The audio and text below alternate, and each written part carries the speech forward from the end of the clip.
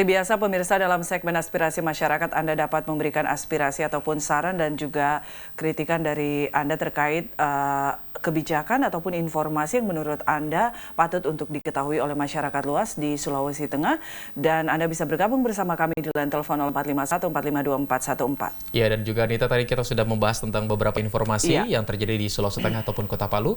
Namun sebelumnya juga kita akan menginformasikan kepada Anda bahwa perkembangan COVID-19 di Provinsi Sulawesi Tengah per hari ini itu terkonfirmasi, yaitu ada 216 orang sama dengan data di hari kemarin. Iya, dan sembuh 195 orang dan meninggal di angka 7 orang begitu Anda ya. Dan semoga ini stop sampai di angka 216, tidak ada lagi ketambahan begitu ya. Kita berharap bersama seperti itu. Dan juga untuk Anda pemirsa yang ingin mengetahui perkembangan COVID-19, selain memfollow Instagram kami @tvri_sulteng, Anda juga bisa meng-scan barcode yang ada di layar televisi Anda untuk mengetahui perkembangan COVID-19 tentunya. Ya, dan Anda juga tadi informasi yang kita sampaikan di awal, ada informasi tentang polisi amankan pemuda yang diduga terlibat peredaran narkoba begitu ya di Toli-Toli. Dan semoga ini penangkapan bandar ataupun juga pengedar narkoba di Sulawesi Tengah begitu ya bisa terus digalakan oleh kepolisian dan juga masyarakat bisa membantu pihak kepolisian dalam Betul hal ini. sekali Anita, dan juga tentunya di tengah pandemi atau COVID-19 ini tentunya masih saja banyak orang-orang yang memanfaatkan situasi dan kondisi. Namun memang saat ini kan kendaraan yang keluar masuk dari daerah ataupun kota di wilayah Kota Palu ataupun Sulawesi Tengah memang sedang dijaga ketat ya. Penjagaan ketat terkait dengan adanya surat kesehatan yang harus dilengkapi oleh para pendatang yang ingin masuk ke suatu daerah begitu.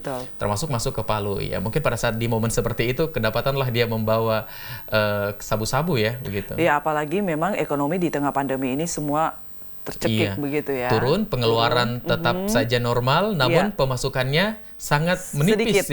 Oke, baik. Itu juga tadi memang disampaikan bahwa di Pelabuhan Haji Hayan gitu ya, di Julung-Julung ada juga ditangkap yang membawa 4 paket sabu. 4 paket sabu. Dan juga selain dari sabu-sabu tadi, kita juga sudah menginformasikan beberapa informasi terkait juga dengan waspada terjadi banjir di Provinsi Sulawesi Tengah terkait dengan cuaca yang saat ini sedang melanda di Provinsi Sulawesi Tengah dari Badan BMKG Meteorologi dan Geofisika begitu. Dan memang sepekan ini intensitas hujan dari sedang hingga lebat Andar ya. Jadi BMKG mengimbau pada seluruh masyarakat khususnya yang tinggal di daerah atau dekat dengan daerah yang rawan banjir atau juga tanah longsor Andar ya. Betul sekali. Untuk Anda sekali lagi pemirsa yang ingin bergabung bersama kami, silakan aspirasi masyarakat masih kami buka untuk Anda. Dan sudah ada yang bergabung bersama kami. Halo, Assalamualaikum. Waalaikumsalam. Pak Asmaun di Biromaru. Silakan Pak Asmaun. Iya, ada sedikit bertanya ini. Iya. Tadi kemarin katanya ada pertemuan masalah itu, apa itu, huntap apa semua itu tadi. Iya. Kenapa nanti sekarang ini ada pertemuan? Ini sedangkan ini kejadiannya selama 2 tahun. Setelah berakhir pada data. Ya, ini bagaimana pemerintah sekarang? Apa dari dulu tidak tahu memang? Bagaimana usulan dulu itu mana? Kan saja usulnya dulu itu tidak usah ditambah-tambah, ini menjadikan masalah besar. Karena yang kita rusak berat jadi rusak berat. Begitu. Itu saja Pak Asmaun. Terima kasih. Ya, terima kasih Pak Asmaun di Biromaru sudah bergabung bersama kami dan menyuarakan aspirasinya dan keprihatinannya begitu ya. Kenapa baru sekarang ada duduk bersama membicarakan terkait dengan huntap yang terkendala begitu ya. Iya, dan semoga masalah hunian tetap juga yang sekarang yang masih terkendala bisa segera selesai begitu. Karena pemerintah juga banyak sekali PR-nya belum selesai dengan kejadian 28 September. Dan bulan depan kita sudah masuk di 2 tahun pasca bencana 2018. Iya, dan pemerintah harus dihadapkan lagi dengan anggaran yang begitu banyak dibutuhkan untuk COVID-19 begitu. Betul Andar, dan memang pandemi COVID-19 ini meninggalkan begitu banyak masalah begitu ya Andar. Tadi juga sudah kita sampaikan bahwa masih ada 3 miliar rupiah insentif tenaga medis yang belum dibayarkan. Wow, ini angka yang signifikan besarnya. Ini berarti pada saat itu semenjak di bulan Maret mungkin ya. Pada saat Sulawesi Tengah juga masuk untuk beberapa zona kategori zona, dan juga tentunya ini kita berharap bersama masalah-masalah ini bisa satu-satu cepat selesai begitu. Semua orang-orang yang juga ingin mendapatkan haknya bisa segera mendapatkan haknya, dan juga pemerintah bisa terselesaikan semua masalah-masalah atau kendala-kendalanya begitu. Betul. Anda kembali bisa bergabung bersama kami pemirsa di 0451 452 414 dengan segala aspirasi Anda bisa berbagi bersama kami. Sudah ada Pak Afdal ya, di Kaleke. Assalamualaikum. Waalaikumsalam. Silakan Pak untuk aspirasinya. Ya, cuma mau bilang ini soal jalan atau jembatan Palu Kaleke ini. Ya. Untuk saat ini jalannya itu selalu kalau hujan dia pasti menampung air gitu. Jadi air tergenang begitu Pak ya? Iya, menampung betul. Tergenang gitu airnya. Jadi kalau sudah selesai hujan biasanya jadi berdebu gitu. Baik. Ini jalannya masih terlalu berdebu lah. Ya, sampai saat ini jadi belum diperbaiki begitu ya. Khususnya Kabupaten Sigi berharap segeralah untuk diperbaiki jalannya biar. Namun belum ada laka lantas di sana Pak ya? Kayaknya sudah ada tapi tahap-tahapnya ini masih belum berjalan secara baik gitu.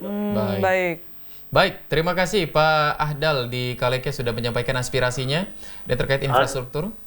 Terima kasih sekali lagi Pak Ahdal di Kaleke. Ini Anita, kalau kita berbicara infrastruktur, termasuk juga Kabupaten Sigi yang banyak juga PR-nya selepas dari bencana kemarin ya, 2018 sampai sekarang juga banyak fasilitas yang masih pelan-pelan pemerintah bangun begitu. Apalagi memang Sigi ini salah satu daerah yang langganan terkena bencana begitu. Sekarang lagi ramai begitu di media sosial, Bola Papu, Kulawi juga baru saja banjir lagi begitu ya. Jadi setiap musim penghujan Kabupaten Sigi itu selalu menjadi langganan banjir begitu ya. Betul, dan memang harusnya pemerintah sudah menyediakan atau menyiapkan langkah antisipatif kemudian untuk menangani hal-hal ini begitu. Iya, banjir menjadi salah satu PR memang untuk pemerintah di Kabupaten Sigi, termasuk juga infrastruktur jalan ya. Tidak heran kemudian ketika ada beberapa infrastruktur yang rusak begitu ya. Iya, karena memang jalan di Kabupaten Sigi kan luas ya, dan jalannya ini memang panjang begitu untuk mencapai satu desa ke desa yang lain begitu.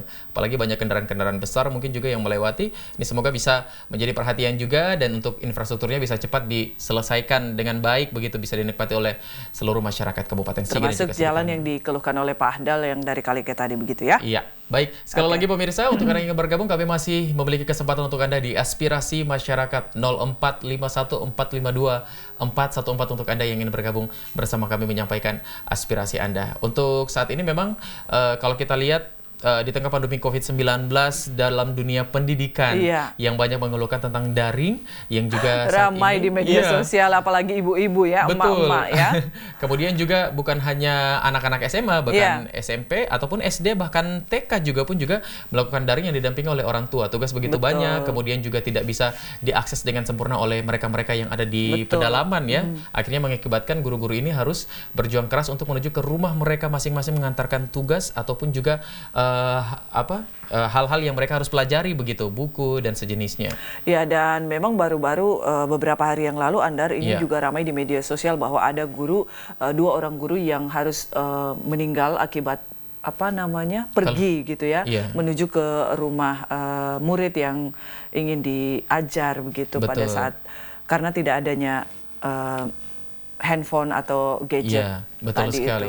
Karena memang kalau di dunia perkotaan, di fasilitas perkotaan mungkin anak-anak sudah dilengkapi dengan gadget seperti laptop ataupun dengan handphone smartphone begitu. Namun juga untuk masyarakat yang di bagian pedalaman masih terbatas, ya ini perjuangan untuk para guru kita. Termasuk juga jaringan begitu ya. Walaupun gadgetnya sudah ada, namun jaringan yang belum ada tidak berfungsi juga gadgetnya. Iya, apalagi Sulawesi Tengah ini terdiri dari selain kota ada banyak desa-desa dan juga pelosok-pelosok yang masih belum terjangkau oleh pendidikan yang sempurna begitu. Terpencil ya. Ini memang menjadi PR dari Dinas Pendidikan bagaimana kemudian meramu kurikulum di masa pandemi ini ya, hingga bisa memudahkan semua pihak, baik dari orang tua, siswanya, dan juga guru-gurunya begitu ya. Iya, pokoknya Anita, di tengah pandemi ini semua dinas dan pemerintah terkait ini banyak sekali PR-nya ya, menyelesaikan satu demi satu tugas-tugas yang akhirnya harus dipenuhi dan harus ditambahkan lagi karena pandemi COVID-19. Betul, memakan begitu banyak biaya dan anggaran yang direvisi ternyata memang tidak cukup untuk kemudian menanggulangi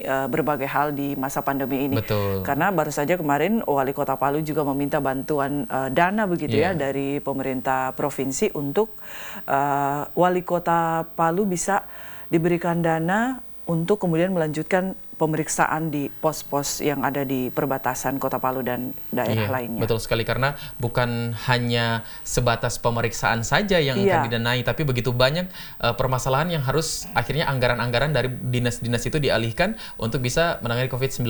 Itu pun masih kurang ya.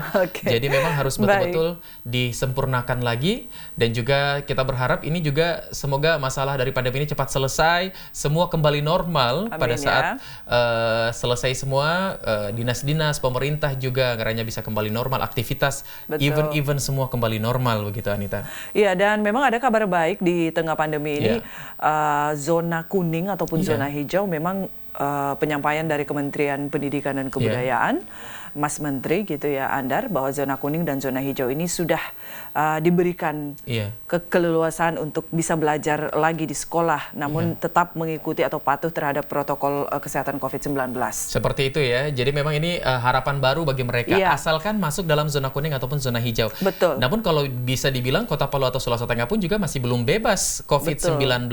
Karena memang di beberapa hari sebelumnya Kota Palu tercatat 0 positif, namun di beberapa hari kemudian juga masuk lagi untuk klaster perjalanan ya. 2 kasus baru ya. Iya, 2 kasus baru dan juga positif. Jadi ini memang perlu diwaspadai sebenarnya untuk seluruh masyarakat, bahwa walaupun kita sudah 0 kasus, namun juga tetap harus waspada dan hati-hati begitu. Betul, jangan sampai datang gelombang-gelombang selanjutnya begitu ya, gelombang kedua, gelombang ketiga gitu ya. Oke, sudah ada yang masuk bersama kita, Andar. Assalamualaikum.